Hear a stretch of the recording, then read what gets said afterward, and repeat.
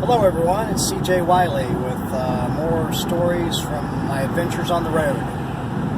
I used to go to St. Louis a lot when I was developing as a player.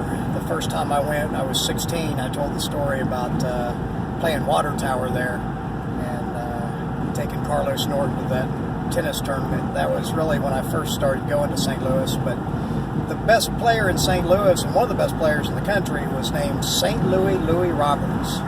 And he was a charismatic player, you know, good-looking guy, looked like a movie star, you know, and really had a lot of confidence. And, you know, I'd seen him before at another tournament, but I'd never met him and never really, you know, tried to match up with him or anything like that. So I was 17, I believe, in St. Louis when I first went in the Grand and Gravois pool room. I think the Sports Center was what it was called. And Louie was there. And he was at the main table and had a crowd around him, and he's, you know, high-fiving with the crowd and making shots. And I really didn't get to see him play much because he quit soon after I came in. I guess somebody had told him that I was in town gambling, and he was looking to maybe match up and beat me out of my money, you know, since I was such an easy kid, gullible. Anyway, he came up to me and he said, "Hey kid, you want to play some 9-ball?" I was like, "Louie, you know, I don't know how to play you. You're like one of the greatest players of all time." He said, "I'll give you the last 3 in the break." That means at 9-ball, if you make any of the last 3 balls on the table, you win, and you get to break every time. So I said, "That sounds good. I'll play that game." So we got up there, and I broke and ran out the first rack, and actually played really well there at the beginning. And Louie wasn't really on his game. I could tell that there was something missing.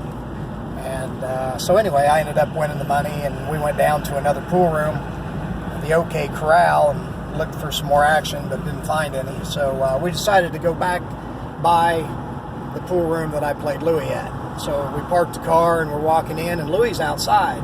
Louie's like, "Hey kid, I want to play some more. Hey, I got some more money. Let's rack them up." And I was like, "Louie, I'm tired. I've been up for like 2 days. You know, I really don't feel like playing." And Louie says, "I'll give you the last 4 in the break." And I looked at my partner. I said, "Man, I got to play that. I beat him with the last 3 in the break. Now he's going to give me the last 4 in the break." So we go in, and Louie goes in the door, and somebody comes up and said, "Man, you know, Louie's prime. He just drank a bottle of wine and took a couple of pills, and he's in rare form." And I was thinking, wow, that's good. You know, I'm gonna definitely have an advantage now. So we go in, and we start playing, and I break the balls, and made a little mistake, and Louie ran out. And then, you know, I was having a little bit of trouble warming up, and I could tell Louie was like a different man. You know, he was running out every time I missed. So as the match went on, it was like, my God, I mean, it was like Louie was in a zone.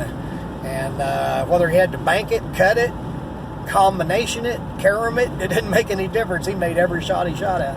I remember he had a cross-side bank there at the end, and I was just hoping that the rail would be loose so that I might have a chance, you know, that the rail might not bank like Louie thought it would, and he might actually miss a ball. But he hit the dead center of the pocket, ran out, and beat me out of everything that I'd lost to him or won from him earlier, and I lost a little bit more too because I just couldn't believe it.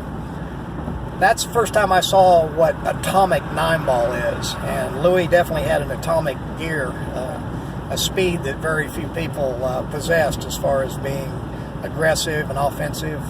I learned a lot from Louie there, and you know, that was before I started doing the touch of inside, and had learned that, you know, from Omaha John and some of those other players. So the next time I played Louie, it was a little bit different story, and that was in Dallas. The spot was different, the outcome was different, but that's another story for another time. If you like these stories, let me know. I have a website now, private membership website, masteringpocketbilliards.com, www.masteringpocketbilliards.com. You can get a hold of me personally through that. If you become a member, I'll answer all your questions. I've got all my video material on there, and I'm adding to it monthly, and going to have a lot of things planned that will be interesting and well worth the money. I want to give you the chance that I had to learn what these great road players knew, how to win when you had to, because we didn't have much choice, you know. I never wanted to sleep in my car. Anyway, if you like this, I'll talk to you later.